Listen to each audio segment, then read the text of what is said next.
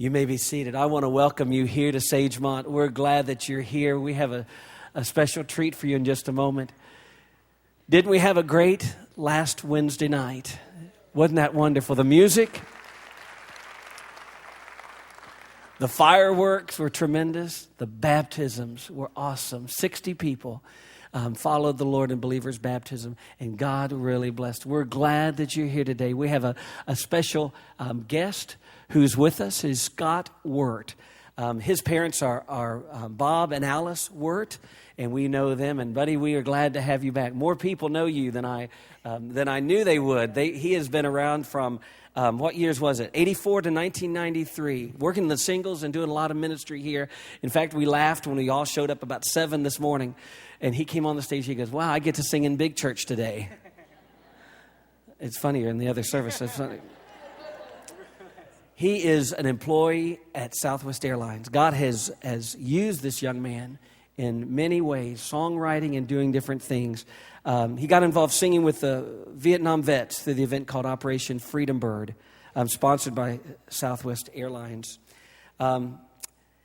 Scott lives in Chandler, Arizona. His wife Janet and daughter Trinity. He attends and ministers at the church Red Mountain Christian Center. And we are honored today, especially on this 4th of July weekend. What a beautiful, perfect time that he's coming to share these songs that God has given you.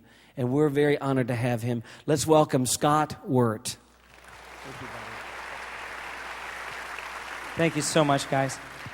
It's true. I sang over in the singles department across the street for about 2 or 3 years on the vocal team, and I never got a chance to sing in here like on the stage, so I'm really excited. So anyway, but the first 2 services, I was just feeling the presence of the Lord, and I just want to talk a little bit about this song that I'm about to sing. Like you said, I work for Southwest Airlines, and we do every year we do charters, or almost every month now we do charters where we take troops from one area of the country. I'm going to get this right. One area of the country to the other, and be able to take them to their troops and everything. And usually it's in the middle of the night when we do this, so I don't get a chance to talk to the guys. Well, this particular charter was during the middle of the day, so after I finished what I had to do, I walked to the back and I sat down across from one of the soldiers.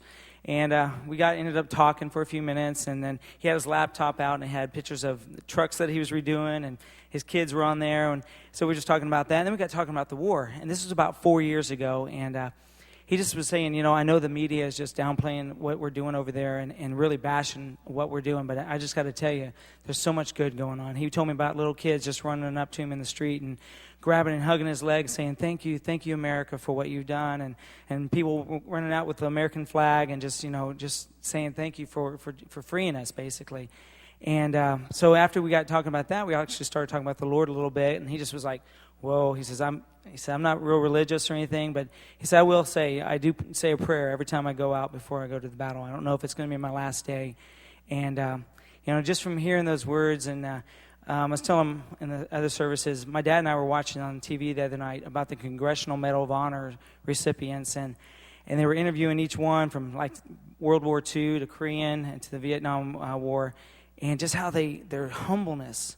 And that, this wasn't, what they were wearing was not about themselves. It was about their fallen comrades, their fallen ones that were behind them, and that maybe didn't have a chance to live out life. And we were bawling our eyes out. But it just made me think about this once again, this song. It's called A Soldier's Prayer, and it just talks about maybe what a man might be pray right before he goes out into the battle. So.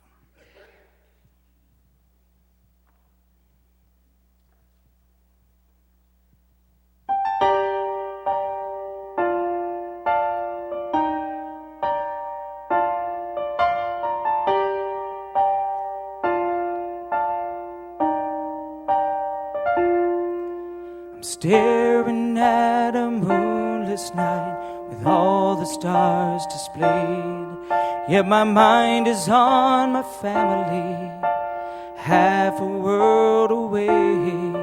It's been 9 months since I've seen them, and God, I miss them so much more than they can truly know. Now I've never been a praying man, but Lord, I think it's time to get down on my knees and speak what's on my mind. Lord, I know I'm nothing special, I'm just a man who has some cares. And I've heard you heal broken hearts, those burdened with despair. Lord, I pray for the children of this world. Wrap your arms around them, may they never want for more. Lord, I pray for the widows everywhere. Let them know you see them, let them know how much you care. Lord, I pray that one day our wars would cease, and we will lay our hatred down, and this world will find true peace. Lord, I finally pray that if today's the day, I will see you face to face. Please cover me with your love as I fall upon your grace. Thanks for listening to this soldier's prayer. I can see the dawn is rising, so it's time to start my day. There is just one thing more I really need to pray. Lord, I pray for my children and my wife. Please hold and protect them by your power and your might. Lord, I pray you know I keep them in my heart. They give me strength to carry on, even though we're still apart. Lord, I pray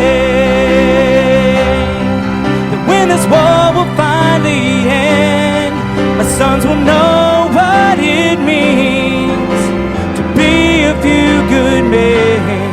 And Lord, I finally pray that if today's the day I'm to breathe my final breath, place all my cares on you, the one who conquered death.